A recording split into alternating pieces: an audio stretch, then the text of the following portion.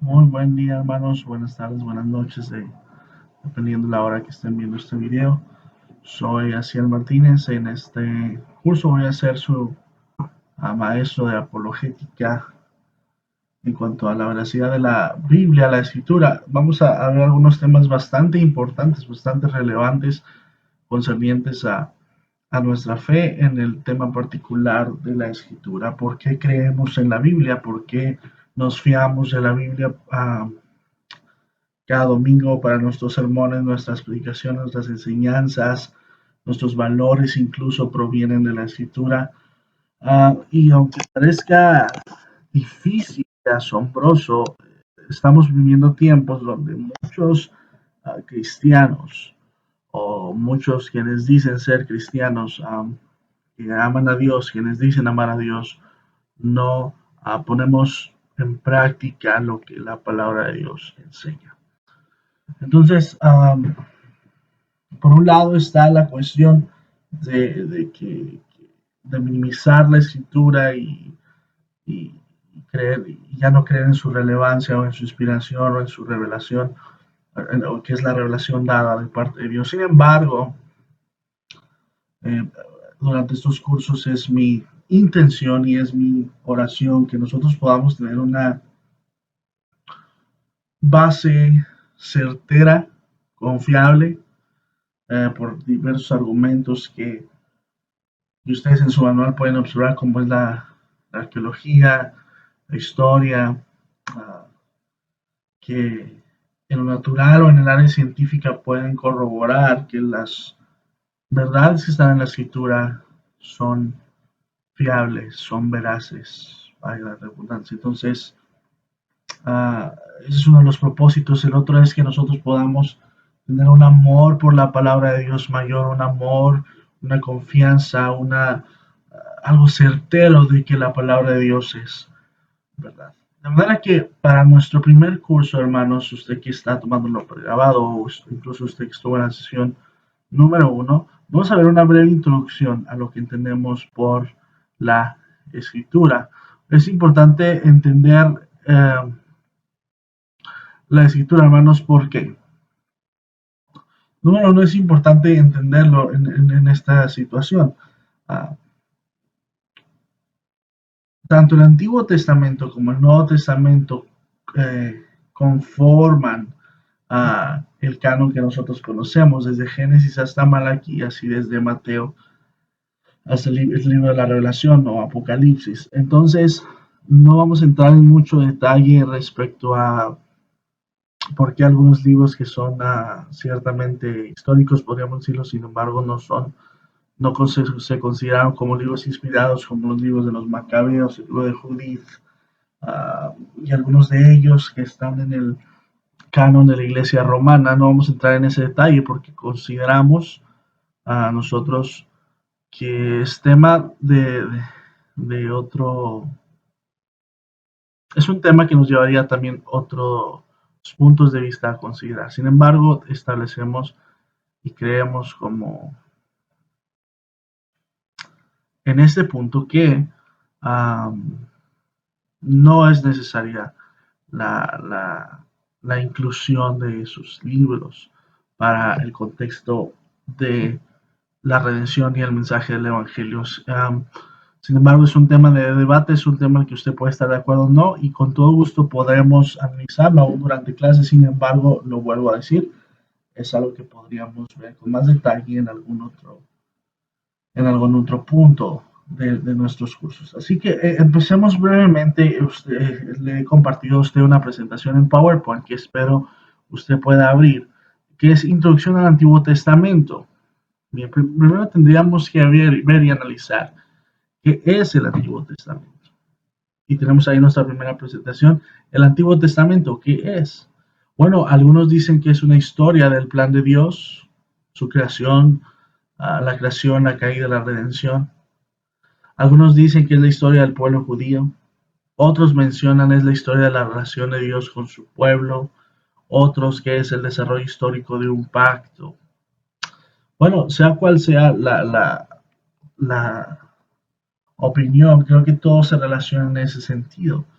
El Antiguo Testamento forma parte del primer pacto que Dios hace con su pueblo y la historia, precisamente desde Adán y Eva hasta el último libro del Antiguo Testamento, que es el libro del profeta Malaquías.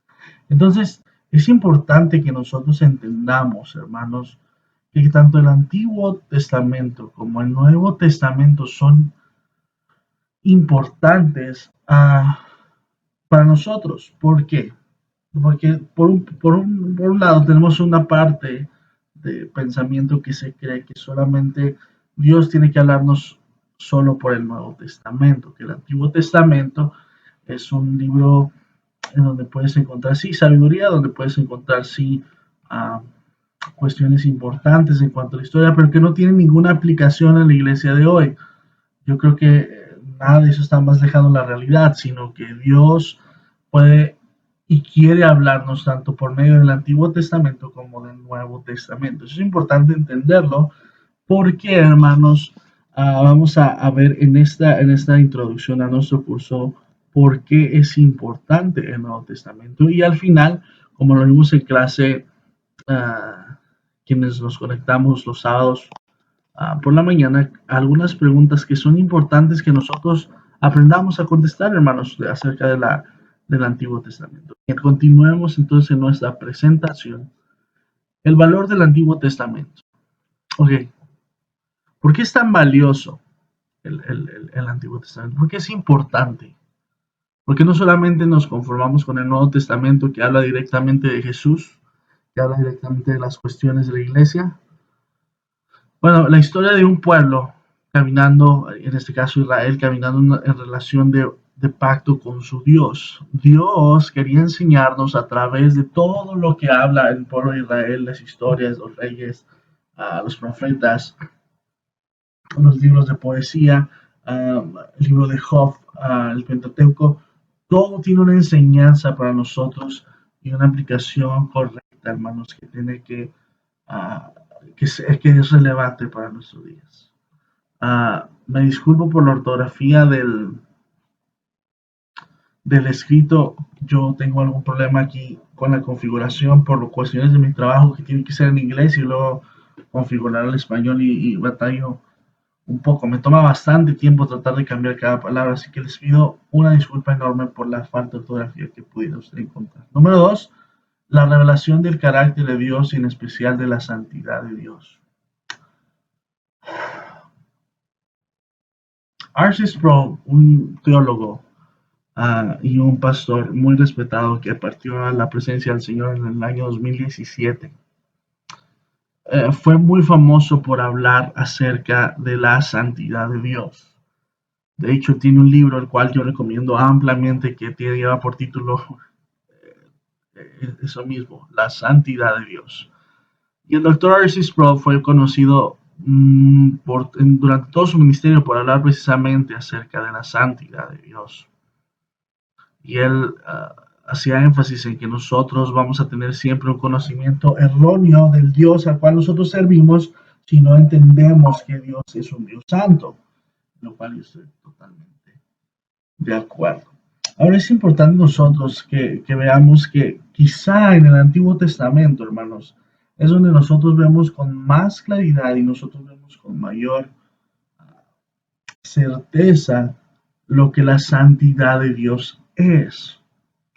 En palabras diferentes, vayamos a analizarlo de esta manera. Uno de los ateos más influyentes del siglo anterior, incluso sigue siendo influyente en este, es Christopher Hitchens. Lo mencionábamos en la clase. Christopher Hitchens mencionaba en uno de sus debates y en muchos debates que tuvo con sacerdotes, con pastores, con filósofos cristianos, él hacía la aclaración, decía que si él creía en un Dios, si él tuviera que creer en un Dios, o si él llegara a la conclusión de que Dios existe, entonces él no podría afirmar que Dios es bueno.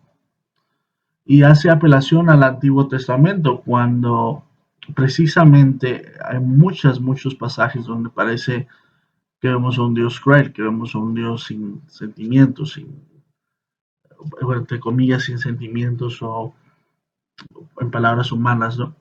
Sin embargo, nosotros tenemos que aprender a saber, hermanos, y a conocer no solamente de una manera emocional, porque este tipo de cosas tiende a mover nuestras emociones y nuestros sentimientos, y es una cuestión psicológica, claro que va a ocurrir. Somos seres emocionales, somos seres que sentimos. Sin embargo, tenemos que entender que va mucho más allá de eso, hermanos. Nosotros tenemos que aprender a dar respuesta en lo siguiente. Por ejemplo, Christopher Hitchens decía lo siguiente, y es que él no podía creer que el Dios del Antiguo Testamento era un Dios de amor. Ahora, Richard Dawkins, en su libro La ilusión de Dios, The God Illusion, que sacó hace algunos años, él en uno de sus capítulos menciona acerca del Dios del Antiguo Testamento y dice, yo no puedo creer en un Dios así. Lo mismo que uh, uh, Hitchens menciona, lo dice Richard Dawkins diferentemente. Richard Dawkins dice, el Dios del Antiguo Testamento es un Dios machista, misógino, traidor, uh, repulsivo, arrogante, uh, y muchas etiquetas más. Un Dios caprichoso, un Dios que hasta cierta manera es un Dios como un niño, ¿no? Berrinchudo. Ahora, ¿cómo nosotros podemos dar respuesta o entendimiento de eso, hermano? Porque sería un error nosotros decir que Dios cambió de opinión. Nosotros no podemos ni deberíamos aseverar que Dios cambió. Es decir, el Dios del Antiguo Testamento y el Dios del Nuevo Testamento, quien dice amó tanto al mundo que envió a su Hijo para morir por nosotros, es el mismo Dios. Dios es inmutable. Dios es desde la eternidad hasta la eternidad. Él no cambia, hermanos, sus propósitos. Dios es el mismo ayer, hoy y por los siglos. Eso dice su palabra.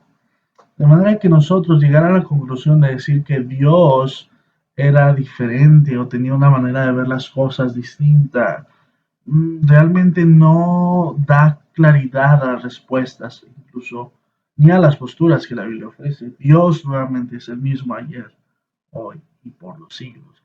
Y lo hemos proclamado y lo hemos hablado. Sin embargo, cuando nos topamos con este tipo de cuestiones o argumentos en contra del Dios del Antiguo Testamento, haciendo aclaración que cuando decimos Dios del Antiguo Testamento nos referimos a las situaciones del Antiguo Testamento. No estamos haciendo división entre que haya un Dios en el Antiguo Testamento y un Dios en el Nuevo. No, para nada. Sin embargo, nosotros tenemos que aprender qué respuesta vamos a dar, qué respuesta estamos dando nosotros. Bueno, decir que era un Dios diferente no es la mejor opción. Así que sigamos en nuestra presentación. La revelación, el punto que dice la revelación del carácter de Dios y de la santidad de Dios. Bueno, la palabra testamento en latín es del latín testamentum, en hebreo verit o verit, que significa pacto. Permaneció en efecto desde Moisés hasta la muerte de Cristo. Ahora, esto de permaneció en efecto no quiere decir que acabó su vigencia en el sentido nuevamente que lo veíamos al principio, que ya no tenemos nada más que leer en el Antiguo Testamento. No, hermanos. Cuando habla de que cesó ese pacto, está hablando precisamente de los sacrificios, de las cuestiones sacrificiales, que tienen que ver con la cuestión de la redención. No es que Dios haya cambiado en su carácter, hermanos, no. Sin embargo, nosotros ya no tenemos que hacer sacrificios como lo hacía según la ley el pueblo de Israel, porque ahora tenemos nosotros a un sumo sacerdote, dice el apóstol Pablo, el cual ha expiado nuestros pecados y podemos venir confiadamente ante él. Es en ese sentido que ahora estamos bajo el pacto de una nueva ley del Nuevo Testamento, que es la gracia de Dios, uno le llama la ley de la redención, puede nombrarla como usted más vea correcto. Sin embargo, no anula el carácter de Dios, hermanos, esto es bien importante. Cuando dice que vivimos ahora bajo un nuevo pacto, no está hablando que Dios cambió, no. Sin embargo, que ahora hay diferentes condiciones. En el Antiguo Testamento no había venido el Señor Jesús como un sacrificio. Ah, ahora en el Nuevo Testamento nosotros tenemos un abogado que aboga por nuestras cuentas, un sumo sacerdote, un cordero que fue inmolado, por el cual nosotros, hermanos, estamos aquí por su gracia, por su misericordia, y podemos dar gracias a Dios por ello. Sin embargo, es importante aclarar que no es en cuanto al carácter de Dios que la Biblia se refiere, o que nos refiramos a que perdió el efecto. Muy bien. Entonces, relación entre el Antiguo y el Nuevo Testamento. El Antiguo Testamento es revelado en el Nuevo Testamento. Claro que sí, porque eh, por eso es importante entender, hermanos, cuando Jesús estuvo en la tierra, no se había escrito el Nuevo Testamento. Cuando Pablo estuvo en la tierra, no se había escrito el Nuevo Testamento. Cuando Pedro estuvo en la tierra, no eh, se había escrito el Nuevo Testamento. Los apóstoles no tenían la Biblia como la tenemos y la conocemos hoy, hermanos. Sin embargo, a ellos constantemente su Biblia era el Antiguo Testamento. Por lo tanto, decir que la veracidad del Antiguo Testamento no es actual es caer en un error muy grande. Jesús, estando frente a la multitud, abrió el rollo del libro de Isaías y leyó, hermanos, el Espíritu de Dios está sobre mí por cuanto me ungió el Señor para esto y eso, lo otro, y él vemos que hizo una cita exacta a el libro de Isaías, a lo que conocemos como ahora el libro de Isaías. El apóstol Pablo, en muchos de sus concordancias, él citaba cuestiones del Antiguo Testamento. Uh, al Señor Jesús igual, cuando dice, no dijo David, le dijo el Señor a mi Señor, siéntate, digo, perdón, sí le dijo, perdón, citando la escritura de David, ahorita no quiero decirla incorrectamente, pero le dijo el Señor a mi Señor respecto a eso, citando acerca de lo que David había profetizado. Tú eres sacerdote eterno según el orden de Melquisedec, y muchas otras citas que desde el Nuevo Testamento, los autores del Nuevo Testamento, apóstoles, pastores, estaban citando desde el Antiguo Testamento. Por eso uno de nuestros puntos aquí en nuestra presentación es que el Antiguo Testamento es revelado en el Nuevo Testamento. Ahora, uno de los segundos puntos es el Nuevo Testamento está escondido en el Antiguo. ¿Cómo es eso, hermano? ¿Cómo es? Bueno, si ustedes ah, un poco desconocen cuanto a eso, esto es verdad, hermanos. Ah, vayamos tan solo a la cuestión de Jesús, que es lo que realmente nos tiene aquí, la fe en Jesucristo.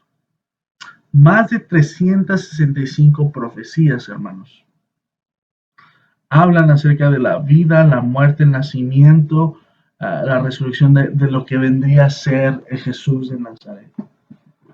Tan solo 365 o más profecías vienen a ser resueltas con la vida, la muerte y la resurrección de Jesucristo. Es decir, el Antiguo Testamento estaba no solamente apuntando, hermanos, no, sino que estaba revelando, estaba manifestando precisamente a través de figuras, a través de parábolas, a través de símbolos, a través de figuras, lo que vendría a ser el nuevo pacto que vendría a ser cumplido por medio de Jesucristo. También las cuestiones para la iglesia, también las cuestiones para el Nuevo Testamento, para las cosas por venir, como bien lo dijo un misionero muy sabio, dijo, el libro de Génesis no solamente es un libro que nos habla de el origen de los tiempos, sino nos habla también del fin de ellos. Así que el Antiguo Testamento, hermanos, perdón, tiene tanta relevancia como el Nuevo Testamento. Ninguno ni otro es más importante, ninguno otro se desmerita el uno al otro. Y sí debemos de reconocer que muchas veces nosotros apelamos más a las cuestiones del Nuevo Testamento en el sentido incorrecto. Sin embargo, Hay muchísima sabiduría y muchísimas cosas que Dios tiene que hablarnos a través del Antiguo Testamento. De manera que es importante conocerlo. Y es importante, hermanos, porque cuestiones como las que estos dos ateos que mencionamos dicen, ¿cómo podríamos nosotros responder a eso? Vayamos a la Escritura, vayamos y leamos un caso muy importante.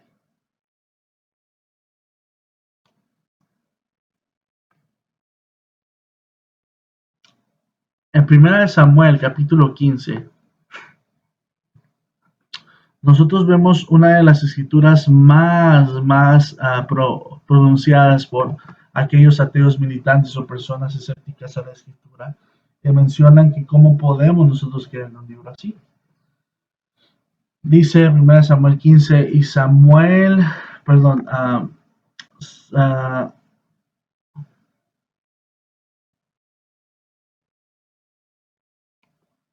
1 Samuel capítulo 15 dice, y Samuel dijo a Saúl, Jehová me envió a que te ungiese como rey sobre su pueblo Israel. Escucha pues la voz de las palabras de Jehová. Así ha dicho Jehová de los ejércitos, yo castigaré a Amalek por lo que hizo a Israel cuando se le opuso en el camino mientras subía de Egipto. Ve, pues, y ataca a Amalek y destruye todo lo que tiene y no te apiades de él.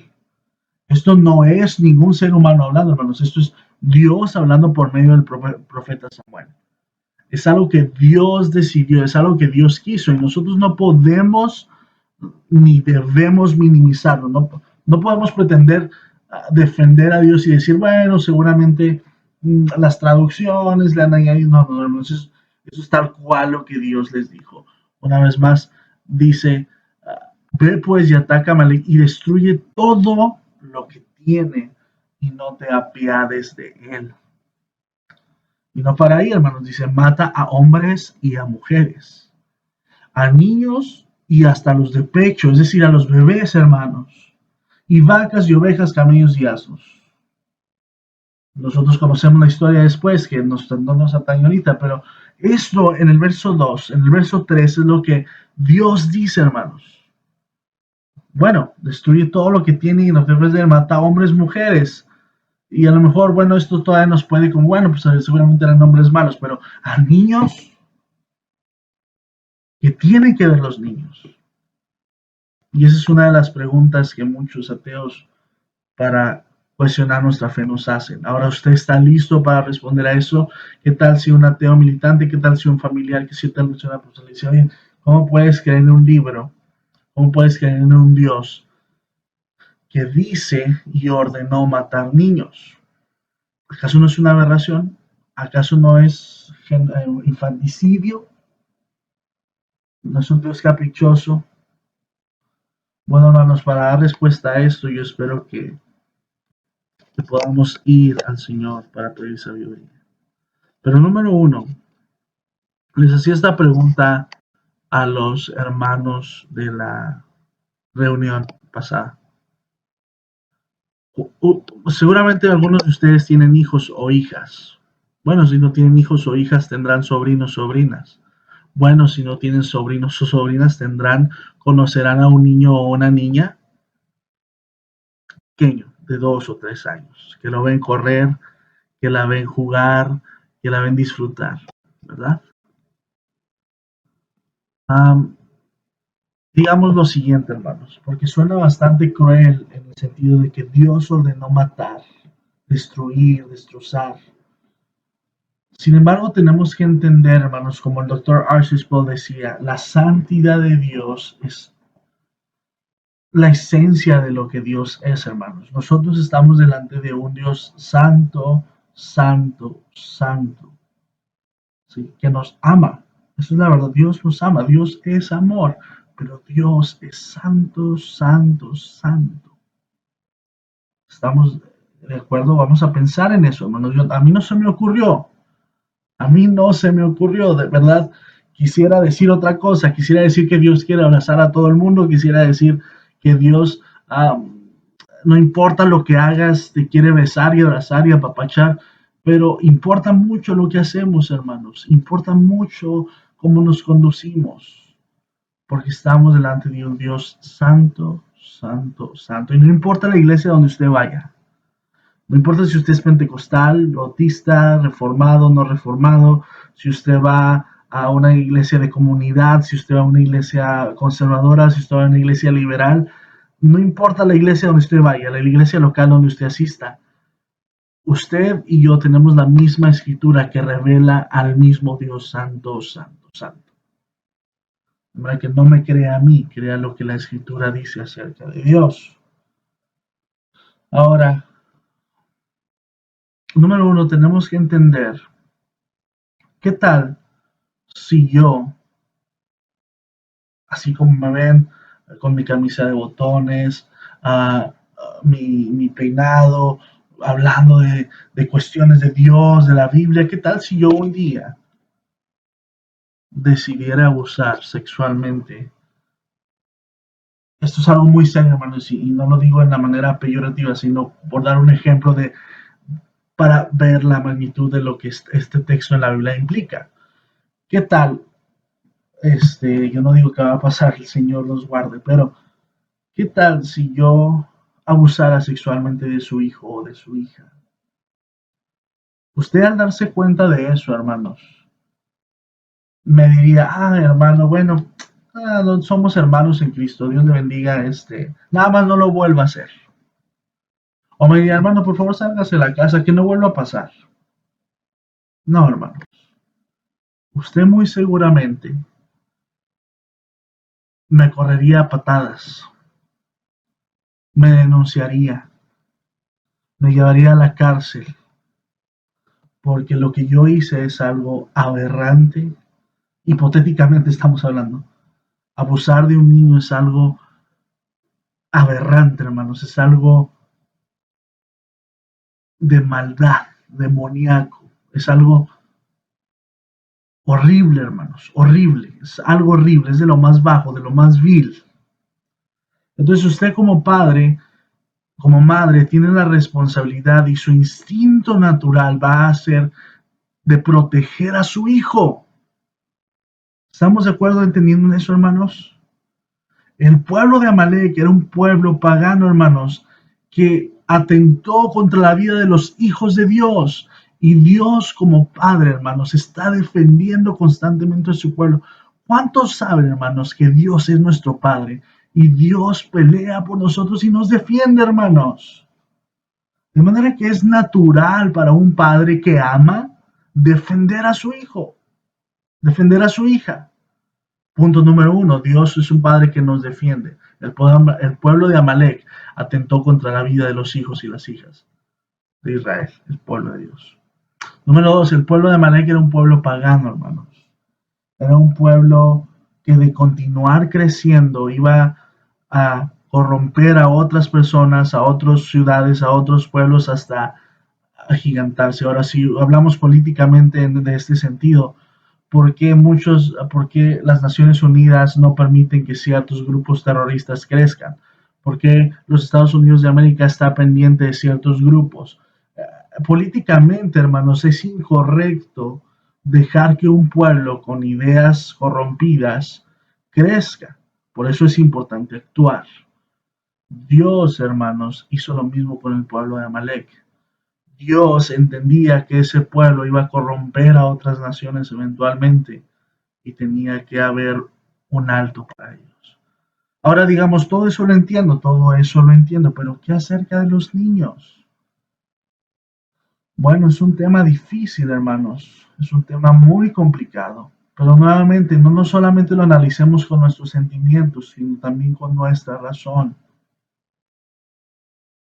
Si nosotros creemos que Dios es todopoderoso, soberano, que Él sabe lo que hace, omnisciente, omnipotente, omnipresente, entonces nosotros entendemos que Dios tiene razones que a veces pasan a nuestra razón, perdón, aclaro eso, que incluso a veces exceden nuestra capacidad de conocer los propósitos de Dios, pero que Dios tiene razones para permitir el sufrimiento.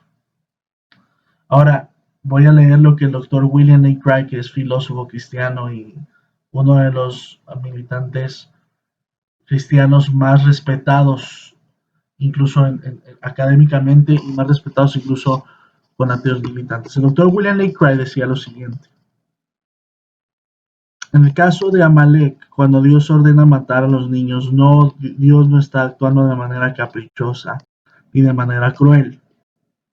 Dios, al entender que esos niños iban a vivir en un pueblo pagano donde eventualmente corrompería sus corazones y donde eventualmente se toparían con actividades, costumbres que los llevarían a la perdición eterna, Dios en su inmensa sabiduría y misericordia interviene llevando la vida de esos niños a Él mismo. Ahora, usted puede ser de los que cree que si usted tiene cuestiones o raíces o su postura en cuanto a la soteriología, que es la doctrina de la salvación, usted puede inclinarse hacia el calvinismo. Yo respeto totalmente eso. Pero usualmente si usted tiende al calvinismo como una postura, bueno, argumentará que solamente los bebés que han sido elegidos irían en todo caso al cielo. Aunque no quiero entrar en debate, para mí, hermanos, en mi manera de pensar a la luz de la escritura, incluso muchos hermanos calvinistas lo consideran así, como John MacArthur, como Sujel Michelin, lo consideran de esta manera. Yo no creo, hermanos, yo no considero que vaya a haber bebés o niños uh, en el infierno. Yo lo que creo es de que todos los niños, todos los bebés que han partido por alguna enfermedad, que han muerto en partos, que han muerto por desgracias y accidentes, todos esos niños están asegurados por la obra de Jesús en la cruz. Y creo que la escritura que dice que Jesús dijo a sus discípulos: dejar a los niños venir a mí, porque de ellos tales es el reino de los cielos. Para mí, si usted estudia esa escritura en su contexto, en su idioma original, para mí hay razones suficientes para creer con ese simple texto que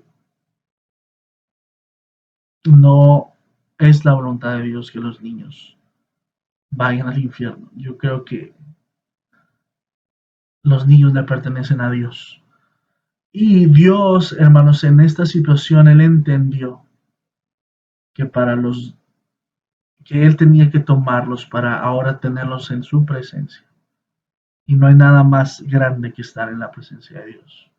Obviamente eso no tiene sentido si tú no crees en Dios, en el Dios de las Escrituras. Sin embargo, si tú asumes que el cristianismo es verdad, entenderás entonces que es razonable creer en esa respuesta. De manera que Dios tiene una respuesta para todo a través de la escritura, que obviamente decidimos por medio de la fe si lo creemos o no. Sin embargo, Dios ha demostrado, la escritura ha demostrado, el cristianismo ha demostrado que su cosmovisión es la única cosmovisión que ofrece respuestas concretas, objetivas a todos los problemas que encontramos en nuestra existencia. De manera, hermanos, que el Antiguo Testamento es relevante tanto como el Nuevo y era importante como introducción para este tema. Si tuvo alguna duda en cuanto a lo que mencionamos el día de hoy, hermanos, con todo gusto escríbame. Entiendo que es complicado a veces también estarme grabando así y no tener interacción con nadie. Cuando en persona pueden surgir algunas dudas y vamos aclarando cosas. Pero si usted tiene alguna duda, alguna pregunta, hermanos, con toda confianza, hágala y podemos tener una conversación muy amena. Dios les guarde, un abrazo, Dios les bendiga, bendiciones, hermanos.